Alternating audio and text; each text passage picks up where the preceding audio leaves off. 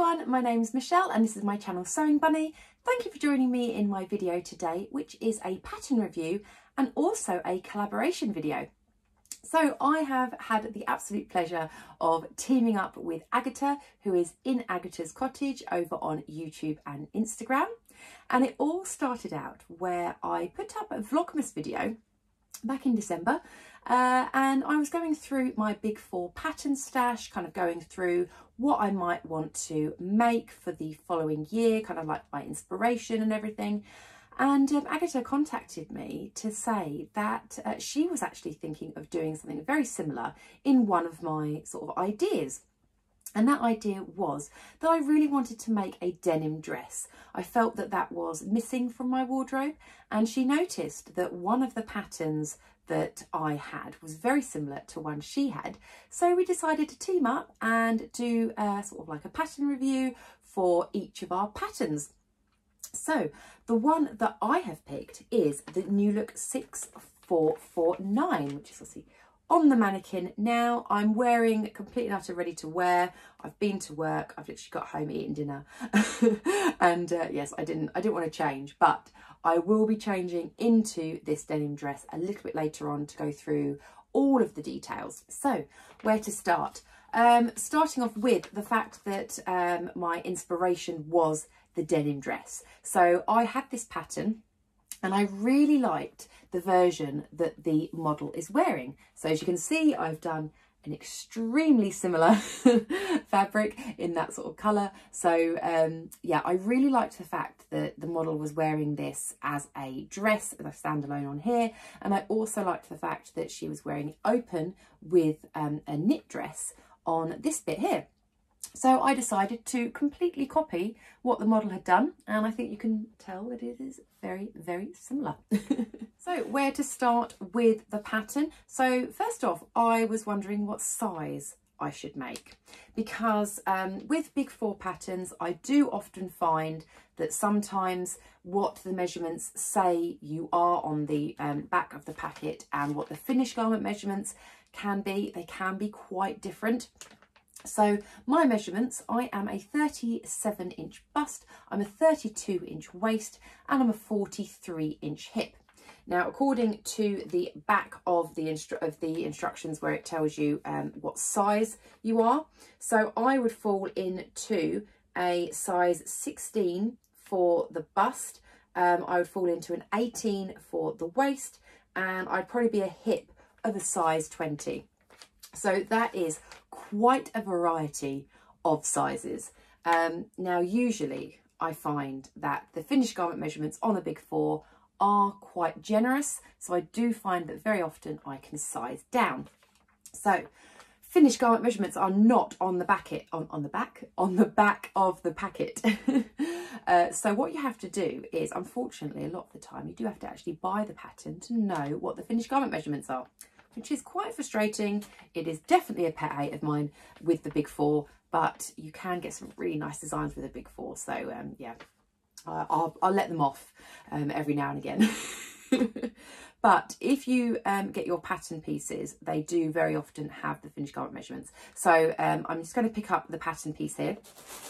So this is the front of the dress, and this is where it has the finished garment measurements of the bust. So as I say, I'm a 37-inch bust. Now you do need to allow for a little bit of wiggle room, obviously. You don't want to have it skin tight. So I had a look and it said that a size 14 had a finished garment measurement of 38 inches. So that was 1 inch. Now for me, I thought that was going to be absolutely fine because I wanted to have a reasonably fitted bodice. I didn't want it to be too oversized on the dress because I did like a quite nicely fitted sort of dress around my shoulders and my bust. And also the fabric that I'm using does have stretch to it as well. So I decided that the size 14 was the best option for the bust. So as for the waist and the hips, now it doesn't tell you the finished garment measurements.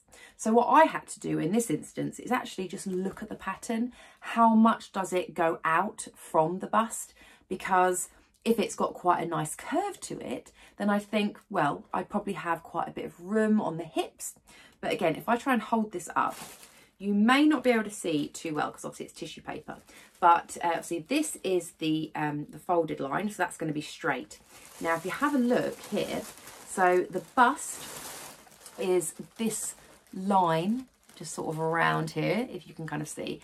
And then this is where it comes out. So it doesn't actually curve that much. I don't know if that's going to show up at all, but it doesn't really curve very much on there. So I was thinking I'm going to play it safe and I'm going to go for a size 16 on the waist and hips.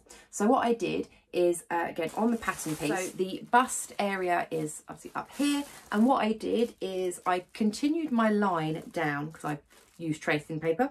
And then when it got to just above the waist, which is marked on this line just here, so probably about where it's the length and shorten line, is I then went from the size 14, ever so slightly graded out to the size 16, and then carried on the bottom part of the dress as the size 16. So once I picked out my size that I'd like to make, then of course I need to know how much fabric that I would like to use, because again, on the back it does tell you your fabric requirements. So just to mention, in case anyone is wondering, if you look on the back of the packet, you will get a whole load of sort of fabric requirements, lengths on here. Now these are in yards, but if you go to the other side of the packet, which is the French instructions, they are all in meters. So that can help you if you're similar to me, you work out fabric lengths in meters. So just to let you know, because I think it's one of my friends didn't actually realise that this side actually had the meters because it was written in French. It didn't really look at that side. So I just thought I would mention that because, yeah, just in case you didn't know. So as for the fabric requirements for the size that I wanted to make, which was the size 14 to 16, it does say on here for view C, which is this one, it does say that for a 60-inch wide fabric, which this was, I think, just shy of 60 inches, it says that it's 2.5 yards or 2.2 meters.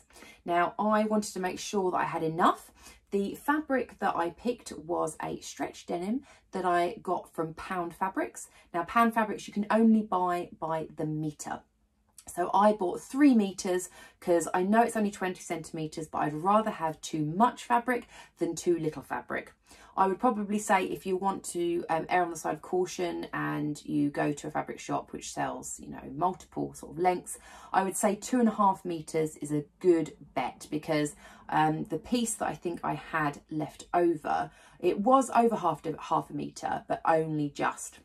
And I wanted to make sure that I fit everything on it really comfortably. So yeah, I would say 2.5 meters is a really good number if you just wanted like a base sort of length to pick from. So how did I find the instructions?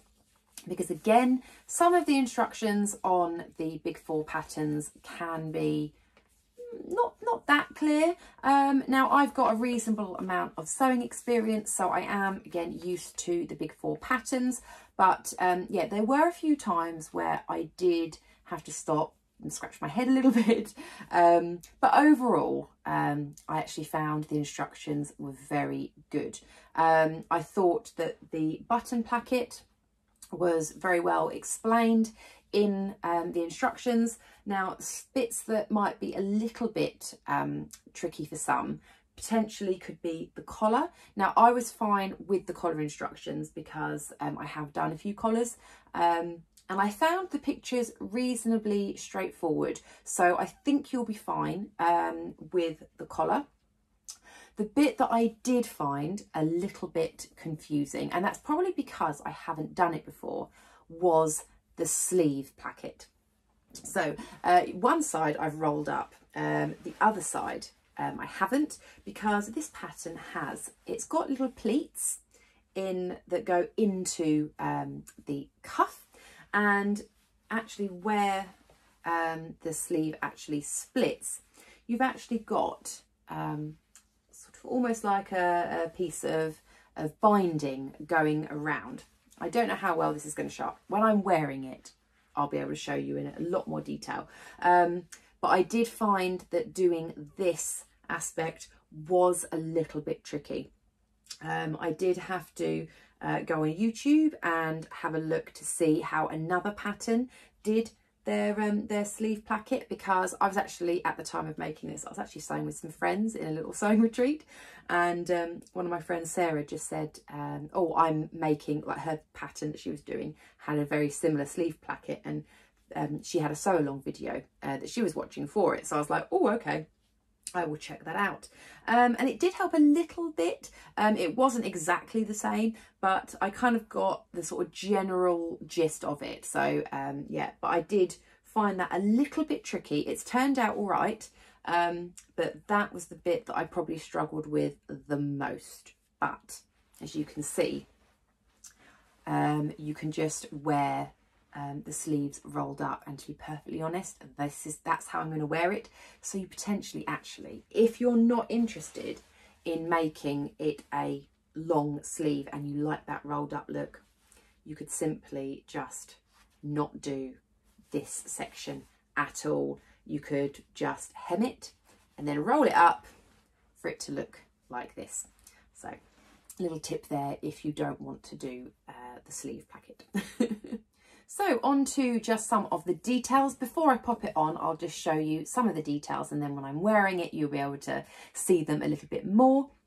But we do have a full button placket going all the way down to the bottom of the dress. You can't see it at the moment, so when I'm wearing it, you will be able to see. It's got a breast pocket here. It also has darts as well. Again, you can't really see them, but they are darts that go into the pocket, which I think looks really nice. And you have got a dart. See, the other side, I didn't put a pocket on both sides. I kind of just quite like the look of having the single pocket. Now it does have, I said, the roll up sleeves with these lovely tabs. I really, really love that look. Or you can have it as a full length with the cuff. And as I mentioned earlier, you've got the little tucks, the little pleats that go into that to create a little bit of shape, which is really, really nice. You've got a full collar with collar stand. I say the instructions were okay on that, but it does give a really nice look for that. Now on the back, we do also have, I'm not sure if you'll be able to see there, but we have got a pleat as well there, you might just be able to see, and that gives a lovely amount of room at the back, but does have a really nice detail. So you've got this yoke section here, which you can top stitch, and I just think that looks really nice and professional, and just it gives a really nice fit on the back, I think. Also with the hem, you can't see it on here, but you can see it on the model. It does curve. It's a really nice design because I just think it looks like really nice and curvy, accentuates the legs really nicely. So I did really, really like that.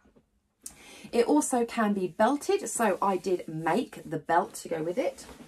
So you can wear it obviously loose without the belt, or I personally do like the belt. I think it just, you can cinch it in a little bit more, and yeah, you can create a lovely shape. So yeah, really like the fact that it's got the belt. I used some of these sort of oatmeal sort of colour buttons. I'll do a little zoom in. They're really lovely buttons. I got these in a So Hayley Jane box. Really lovely buttons, which you've got going down the front placket, and also as your little buttons on the tabs.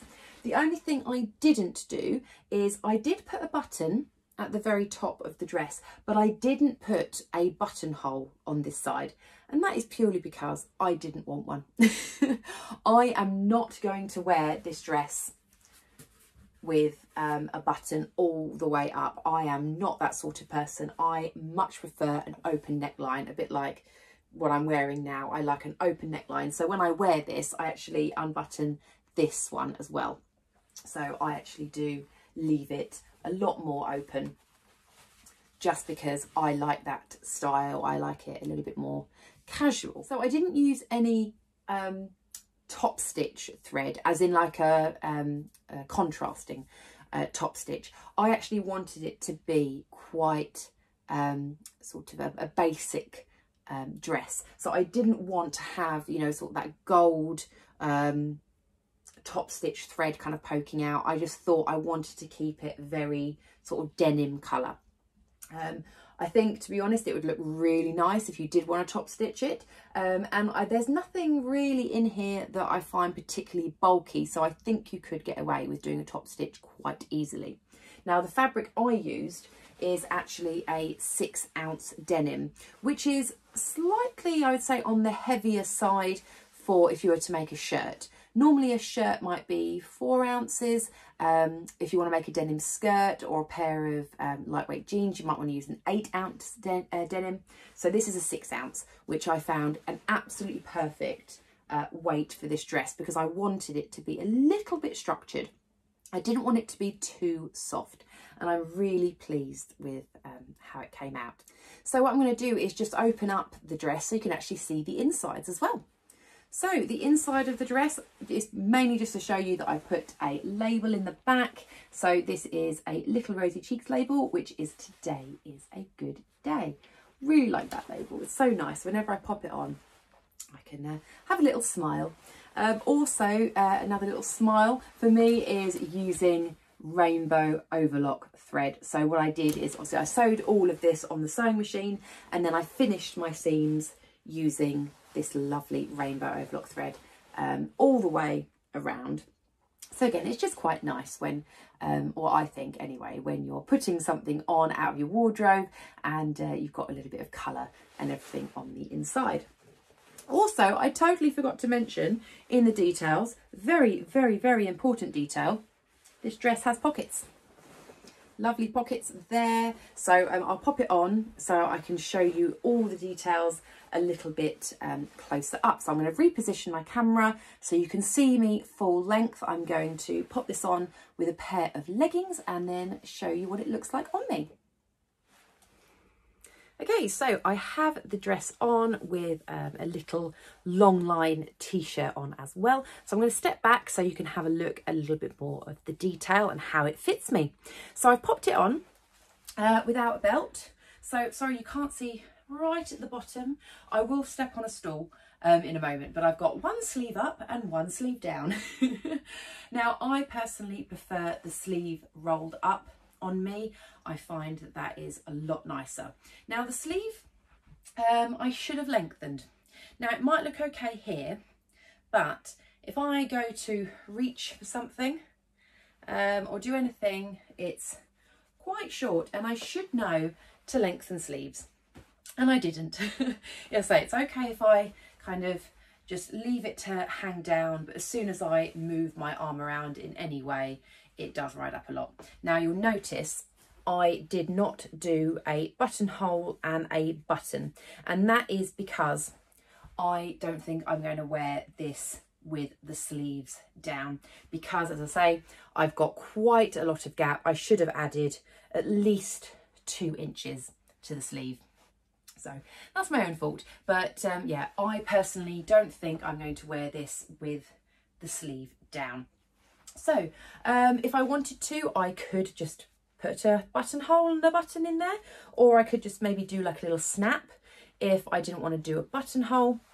But I just think as long as if I was to keep moving my arm around, it would just ride up the whole time. So not doing that. So I much prefer this look. So all you need to do is just roll the sleeve up. It's not going to be very neat because usually I roll the sleeve up before I put the dress on. And you can see that the little tab comes out. I can get that in any way that doesn't look great, but I've got the little tab, and then you can just secure that with the button, which is very difficult doing it one-handed.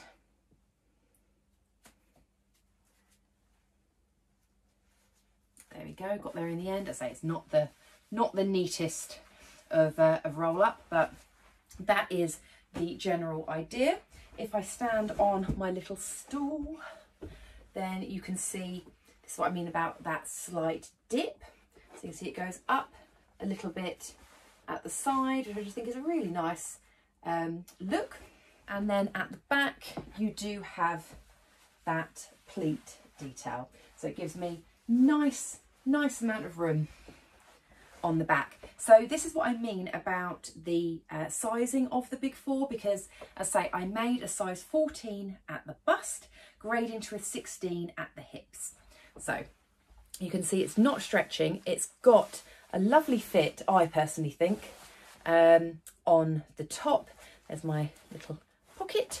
And then around the waist, I've got loads of room around the waist, and the hips, as you can see, I've got loads of room around the hips. So I'm really pleased with the size. So for me, I'd probably most likely do what I'm doing now, wear it with a pair of leggings, but I would team it up with the belt.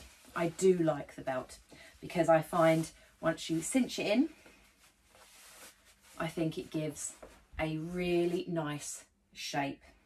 So yeah, that for me is how I would wear it. Now, as I mentioned, the model in the picture also wears it open with a dress. Now, I mentioned that I am wearing a long sleeve top, so if I unbutton the dress a bit, so I'm wearing it with my slightly longer t-shirt. Again, I will stand on my stool on there, so you can see I've got my sort of t-shirt dress with my denim dress. So I quite like the fact that it almost looks like a little jacket. So with the pockets, I forgot again, show you the pockets, really nice, good size pockets. Or again, what the model has done in the picture is still use the belt, but very loosely. So almost a little bit like that. You see in the picture, see this one here. So there's always that look as well. If I just wanted to keep it even more sort of casual and open. But I think, yeah, for me, I'd probably, if I'm going to wear it open, I'd probably do without the belt, because I find that that's quite a nice, almost like I say, a jacket style on there. Or I would button it up and wear it with the belt. Okay, so let's just pan you up a little bit so that I can actually talk to you without having to bend down. So that is my review. Please do let me know what you think. And please do head over to Agatas' channel. So that's in Agatas Cottage. I will link her YouTube channel in the description box down below so that you can see what she has done. Now, she did share with me a little sneak peek of what she has done, and her dress is absolutely beautiful. So I can't wait to watch her video and hear all about her experience with the dress. So massive thank you to Agata for asking me to do this collaboration. I've really enjoyed it, and I have a lovely dress from it, so thank you very much. If you did enjoy the video, then please do give me a thumbs up, and if you haven't subscribed already to my channel, it would be lovely if you could. So take care everyone, and I will speak to you in a new video very soon. Bye.